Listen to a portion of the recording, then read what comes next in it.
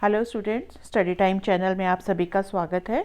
बेटा, आज हम कक्षा 8 विषय विज्ञान तिथि 16 नवंबर 2021 का कार्यपत्रक 31 यानी कि वर्कशीट 31 करने जा रहे हैं। यह वर्कशीट हमें शिक्षा निदेशालय राष्ट्रीय राजधानी क्षेत्र दिल्ली से प्राप्त हुई है। बेटा, इस वर्कशीट में हम अपने NCERT की साइंस की बुक का चैप्टर 16 जिसका नाम है प्रकाश, उसके बारे में जानकारी प्राप्त करेंगे। इस वर्कशीट में हम जानते हैं कि किसी वस्तु का प्रतिबिंब रेटिना पर बनता है। ये तो हमें पता है कि जब भी हम कोई वस्तु देखते हैं उसका प्रतिबिंब यानी कि इमेज जो है वो कहाँ पर बनती है, रेटिना पर बनती है। और रेटिना पर बने प्रतिबिंब का प्रभाव वस्तु को हटा लेने पर तुरंत ही समाप्त नहीं होता। मतलब कि रेटिना पर जो प्रतिबिंब बनता है और अगर हम वहाँ से वस्तु हटा लेते हैं तो वो एकदम से प्रतिबिंब जो है वहाँ पे समाप्त नहीं हो जाता। वह लगभग 1/16 सेकंड तक रेटिना पर बना रहता है। इसका मतलब क्या हुआ कि जब हमारी आंखों के आगे कोई चीज़ पड़ी होती है तो वो हमें हमारे उसका प्रतिबिंब कहाँ बन रहा है, रेटिना पर बन रहा है। जब हम उस वस्तु को अपनी आंखों से सामने से हटा लेते हैं तो क्या होता है, 1/16 सेकंड, ये देखिए 1/16 सेकंड तक वो प्रतिबिंब जो है हमारे रेटिना पर बना रहता है।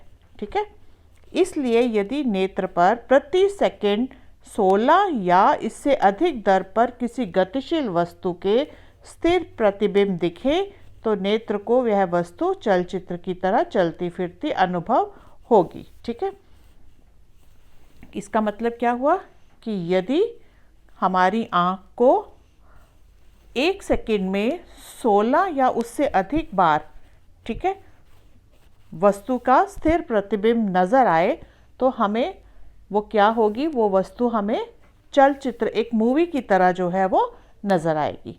कि आपके पास कोई एक चित्र है, फिर से एक बारी समझ लीजिए कि आपके पास कोई एक चित्र है, उसका प्रतिबिंब जो है आपके रेटिना पर पड़ रहा है और वो हम कितनी देर तक बना रहता है, 1/16 सेकंड तक रेटिना पर वो बना रहता है। तो इसका मतलब क्या हुआ कि यदि हमारी आँख के सामने 1 सेकंड में 16 या उससे अधिक बार कोई स्थिर प्रतिबिंब नज़र आता है तो क्या होता है, हमारी आँखों को वह कैसा नज़र आता है, चलचित्र की भांति या कि किसी मूवी की भांति नज़र आता है। तो इसको हम इस क्रियाकलाप से भी समझ सकते हैं। हमने बेटा इसमें क्या लिया, हमने लिया 6 से 8 सेंटीमीटर भुजा का गत्ते का एक वर्गाकार टुकड़ा ले लिया। हमने 6 से लेकर 8 सेंटीमीटर के बीच का हमने जो है वो 6 से 8 सेंटीमीटर का हमने गत्ते का टुकड़ा ले लिया। यहाँ पे ये देखिए ये लिया हुआ है। विपरीत भुजा के बीचों बीच 2 छेद किए। यहाँ पे ये देखिए एक छेद यहाँ पे किया है और एक छेद यहाँ पे किया है। इन दोनों छेदों में एक धागा पिरोया गया। यहाँ पे एक धागा, ये देखो ये है, इधर ये धागा जो है वो पिरोया गया है। गत्ते के एक ओर एक पिंजरा और दूसरी ओर एक पक्षी बनाकर उसके चित्र चिपकाए। तो हमने जो गत्ता लिया था, एक साइड पे हम पिंजरा की फ़ोटो चिपका देंगे और एक साइड पे पक्षी की फ़ोटो जो है वो चिपका देंगे। धागे को मरोड़कर उसमें ऐंठन डालिए।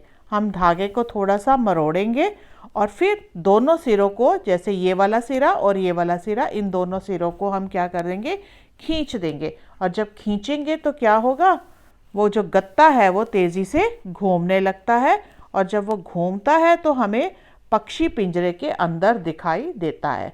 मतलब वो इतनी तेज़ी से घूम रहा होता है कि हमें लगता है कि ये पक्षी जो है ये पिंजरे के अंदर बना हुआ है।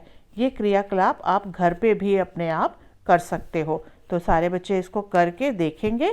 ठीक है, अब देखिए, क्या आप जानते हैं कि हम चलचित्र या मूवीज़ को कैसे देख पाते हैं? दरअसल चलचित्र में 1 सेकंड में 24 से भी अधिक चित्रों को निश्चित क्रम में परिवर्तित करते हुए दिखाया जाता है। जो आप ये पिक्चर हॉल में मूवीज़ देखते हो या टीवी में मूवीज़ देखते हो, चलचित्र देखते हो, उसमें क्या होता है कि ये नहीं कि वो वहाँ पे वो चल ही रहे हैं। उसमें क्या होता है कि 1 सेकंड में 24 से भी अधिक बार एक चित्र को 24 से भी अधिक बार एक निश्चित क्रम में जो है वो दिखाया जाता है और इससे हमें हमारी आँखों को ये लगता है कि ये जो है वो मतलब हम मूवी देख रहे हैं, चलचित्र की तरह चल रहा है कि वो उसमें वैसे ही चल रहे हैं।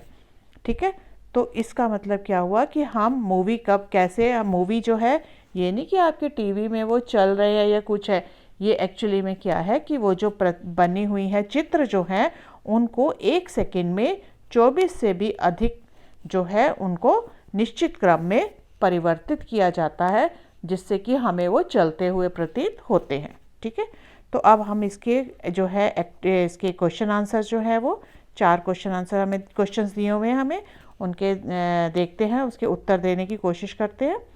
किसी वस्तु का प्रतिबिंब आँख के किस भाग पर पड़ता है? ये तो आपको पता ही है, कहाँ पड़ता है? रेटिना पर।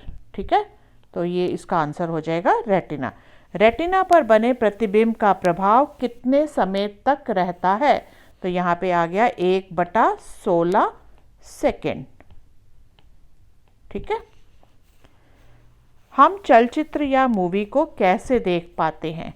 तो इसका ये है कि चलचित्र में, यहाँ से देखिए, चलचित्र में 1 सेकेंड में 24 से भी अधिक चित्रों को निश्चित क्रम में परिवर्तित होते हुए दिखाया जाता है और हमारी आँखों को भ्रम होता है कि हम उनको जो है चलते हुए देख रहे हैं।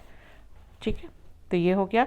नेत्रों की देखभाल के लिए कोई 4 मुख्य बातें लिखिए। आपको तो मालूम है कि नेत्र जो है बहुत इम्पॉर्टेंट चीज़ है हमारे लिए। बिना नेत्रों के हम संसार में कोई भी वस्तु जो है नहीं देख पाएंगे, तो उनकी हिफाजत करना भी बहुत ज़रूरी है। तो उनके नेत्रों की देखभाल के लिए कोई 4 मुख्य बातें, तो उसमें कौन कौन सी होंगी आप सबको मालूम ही होगा, और बार बार आपके पेरेंट्स, टीचर्स भी आपको बताते हैं कि अपने नेत्रों की संभाल कैसे करनी है। तो चलिए फिर भी हम डिस्कस कर लेते हैं यहाँ पे। पहला तो है कि हमें तेज़ रोशनी यानी सूर्य, टॉर्च आदि को सीधे नहीं देखना चाहिए। ठीक है, उससे क्या होता है, हमारे रेटिना पर बुरा प्रभाव पड़ता है। तो पहला पॉइंट लिखिए, हमें तेज़ रोशनी यानी सूर्य, टॉर्च आदि को सीधे नहीं देखना चाहिए। दूसरा पॉइंट है, दिन में 3-4 बार अपनी आँखों को साफ पानी से धोना चाहिए। थर्ड पॉइंट आप लिख सकते हो, आँखों को रगड़ना या मलना नहीं चाहिए। चौथा, हमें विटामिन ए युक्त भोजन जैसे कि दूध, दही, पनीर, आम, पपीता, कच्ची गाजर, हरी सब्जियों का सेवन जो है वो निरंतर करते रहना चाहिए। ठीक है, तो ये 4 पॉइंट्स हैं जिनसे हम अपनी आँखों की जो है वो देखभाल कर सकते हैं। तो बेटा इसी के साथ ही हमारी ये वर्कशीट 31 जो है समाप्त होती है।